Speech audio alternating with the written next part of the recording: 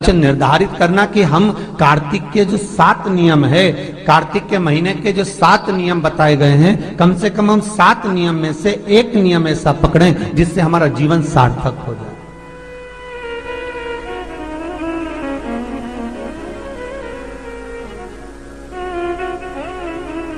आप भले 7 नियम नहीं कर रहे कार्तिक के, भले एक नियम करो, पर वो नियम हमारा पूर्ण चलना चाहिए, उसकी नियम की पूर्णता पूर्ण होना चाहिए।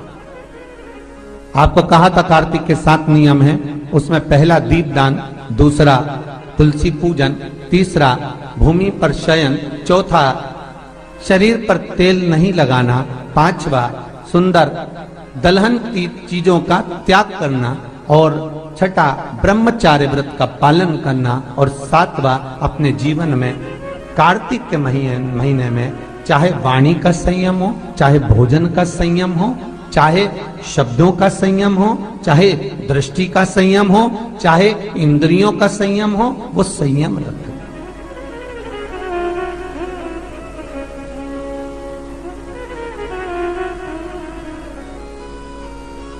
वो संयम धारण करना। अब हमें ये ज्ञात करना है कि 7 नियम जो कार्तिक के महीने के होते हैं, कार्तिक माहत्म्य में जो 7 नियम बताए गए होते हैं, इन 7 नियम में से कोई एक नियम हम हमारी जिंदगी में उतार लें, कोई एक नियम हम हमारे जीवन में उतार लें, जिस नियम के बल पर हमें परमात्मा का साक्षीकरण हो जाए।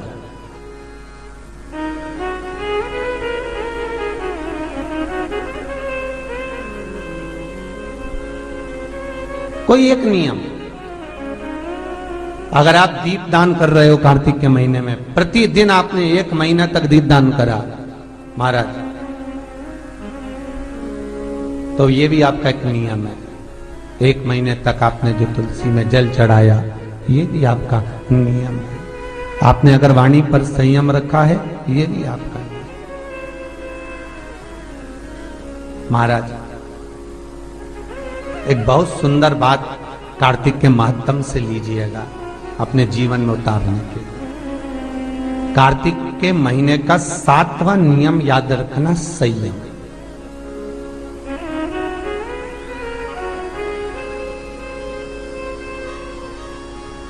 किस समय पर किस चीज का संयम होना चाहिए, ये हमारे विष्णु पुराण किस किसने सुनी है? हाथ उठा। विष्णु पुराण का 5वां अंश कार्तिक खंड वर्णन करता है, या स्कंद पुराण का कार्तिक खंड को उठा लीजिए, वो वर्णन करता है 24 तरह के दिए होते हैं। कितने तरह के? 24 तरह के दीप होते हैं। उस दीप में सर्वाधिक श्रेष्ठ दीप होता है तुलसी दल का दीप, तुलसी की डंडी से जो प्रकट किया जाए। बत्तियों का भी क्रम है, एक लंबी बत्ती होती है, एक गोल बत्ती होती है। होती कि नहीं होती? लंबी और गोल। ये वाला स्पीकर बंद है, बार बार बंद हो रहा, बार बार चालू हो रहा है, उसको देखिए जरा। बत्ती एक गोल होती है, एक लंबी होती है। गोल बत्ती और लंबी बत्ती में अंतर होता है, बहुत जमीन आसमान का अंतर है, बहुत ध्यान देना इसका। गोल बत्ती किस किस देवी देवता पे लगती है और लंबी बत्ती किस किस देवी देवता पे लगती है, तो स्कंद पुराण और विष्णु पुराण दोनों कहती है जो लंबी बत्ती होती है वो पितरों की जगह पर, पूर्वजों की जगह पर, पूर्वजों की जगह पर, बड़ के पेड़ के नीचे, पीपल के पेड़ के नीचे लंबी बत्ती का प्रमाण है। किसी देवी के स्थान पर, जो देवी की पूजन करते हैं, जगदम्बा की पूजन करते हो, पार्वती की करते हो, लक्ष्मी की करते हो, कुल देवी का स्मरण करते हो, लंबी बत्ती का प्रमाण। और जो गोल बत्ती होती है, वो गोल बत्ती का प्रमाण किसी हनुमान मंदिर, राम मंदिर, शिव मंदिर, जितने देवताओं के मंदिर हैं वहां पर गोल बत्ती का प्रमाण। लंबी बत्ती देवी के स्थान पर इसलिए जलाई जाती है क्योंकि देवी वंश की और लक्ष्मी की वृद्धि करती है, तो लक्ष्मी और वंश बड़ा होना चाहिए, लंबा होना चाहिए। और देवता के सामने गोल बत्ती इसलिए लगाई जाती है कि हमारा मन, ये चित्त, ये वृत्ति आपके चरणों में टिकी रहे और एक दिन हम भी वैकुंठ का वास करें, इसलिए गोल बत्ती लगाई जाती है। एक सहस्त्र बत्ती होती है, करें दर्शन कभी? यहां पे माताएं बैठ बैठ के बनाती रहती है 100 बत्ती, 108 बत्ती, 108 बत्ती बनाकर भगवान के सामने। उसका क्या प्रमाण है? कौन से पुराण में लिखा है कि 108 और सहस्त्रावली बत्ती लगाई जाए? तो स्कंद पुराण में कार्तिक खंड के अंदर स्पष्ट किया गया सहस्त्रावली बत्ती, 108 लंबी बत्तियों का जो प्रमाण है वो कहते हैं कि जिस व्यक्ति ने किसी तीर्थ को ना करा हो, पूरे तीर्थ नहीं गए हो, सारे तीर्थों का स्नान नहीं करा हो, किसी तीर्थ में दर्शन करने से वंचित रह गए हो, तो 108 बत्ती की एक बत्ती बनाकर किसी नारायण के मंदिर में, शिव मंदिर में, देवी के मंदिर नहीं, केवल देवता के मंदिर में अगर उसको घी में भिगोकर प्रज्वलित कर दिया जाता है तो सारे तीर्थों के दर्शन का फल उस जीव को प्राप्त हो जाता है। उसको सहस्त्रावली बत्ती। दान का मतलब जानते हो आप लोग? क्या मतलब है? यमुना जी के घाट पर जाना, गंगा के घाट पर जाना, नर्मदा के घाट पर जाना और घाट पे जाके दिया लगाना, उसको हमारे यहां क्या कहते हैं? दीपदान। पर दुनिया के लोगों ने दीपदान के महत्व को कुछ दूसरा ही बना दिया। दिया जलाते हैं और नदी में छोड़ते हैं। भैया कौन सी पुराण में लिखा है दादा? कौन सी पुराण में लिखा है कि दिए को उठाकर नदी के अंदर छोड़ो? एक बात बताओ, सास तुम्हारी ऐसी बैठी सामने, तुम उसकी पूजन करोगी या थाली रखोगी या दिया जलाओगी तो उसके सामने रखाओगी कि उसके सिर पे जलाओगी? अरे बोलो तो सही, दिया कहां जलाओगे? उसके सामने कि सिर पे? पर दुनिया के लोग दिया कहां जला रहे हैं? दिया जला के छोड़ते हैं गंगा जी में, यमुना जी में, सरयू जी में, उसके अंदर छोड़ते हैं। तो ये तो दोष है ना, ये तो दोष माना जाता है। दिया दान करने का सबसे बड़ा क्रम है कि दीप दान करना है तो घाट पर लगाइए, पीपल के वृक्ष के नीचे दीप लगाइए। कार्तिक महीने में पूर्णिमा के दिन जो दीपदान दिया जाता है उस दीपदान की बड़ी महत्वता होती है। हिंदू धर्म में केवल 3 दिन ऐसे होते हैं जिसके दीपदान का फल मनुष्य को नहीं मिलता। हिंदू धर्म में केवल 3 दिन ऐसे होते हैं जिसके दीपदान का फल मनुष्य को नहीं मिलता। कौन से 3 दिन है? जल्दी बोलो। हिंदू धर्म में 3 दिन ऐसे हैं जिसके दीपदान का फल मनुष्य को नहीं मिलता। पहले नंबर पर धनतेरस, दूसरे नंबर पर रूप चौदस और तीसरे नंबर पर दीपावली। इस दीपावली, धनतेरस और रूप चौदस, ये 3 दिन दिए दान का फल मनुष्य को नहीं मिलता है महाराज। क्यों नहीं मिलता महाराज?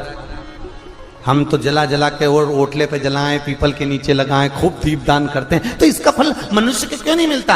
क्योंकि राजा बलि की भूमि को जब वामन भगवान ने 3 पग में नाप लिया था, राजा बलि सुतल लोक का राजा बना था, तो राजा बलि ने वामन भगवान से कहा था, प्रभु आपने 3 पग में मेरी पृथ्वी को नाप लिया, पर आपसे मांगना चाहता हूं तो केवल इतना दे दो कि 3 दिन जो पृथ्वी पर दीपदान करेंगे उसका फल मेरी किस्मत में, मेरे भाग्य में लिखा जाए।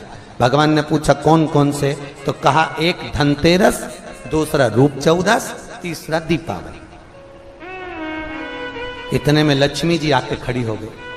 लक्ष्मी जी ने कहा राजा बलि से, भैया पृथ्वी के लोग सबसे ज्यादा पूजन तो उसी दिन करते हैं, उसी दिन दीपदान करते हैं, और लोग तो धनतेरस के दिन दिया लगाते हैं, रूप चौदस के दिन लगाते हैं, दीपावली के दिन लगाते हैं, और सारा पुण्य तेरे खाते में लिखा जाएगा, तो उनके खाते में क्या होगा?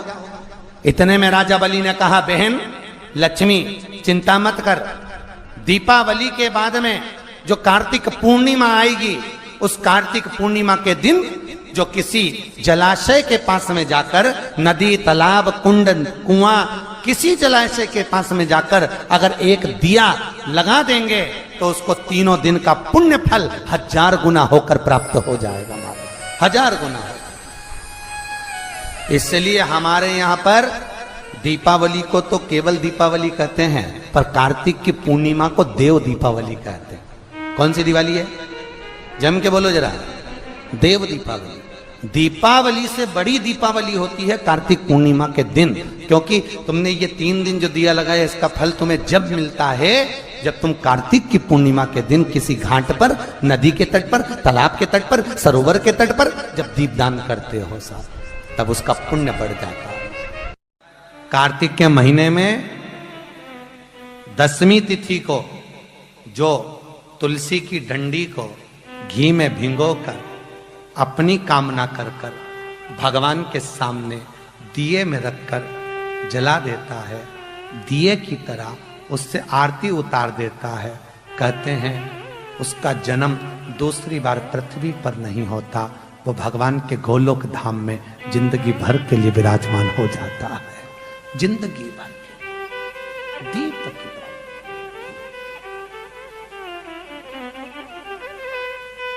यहां तक कहेंगे हम,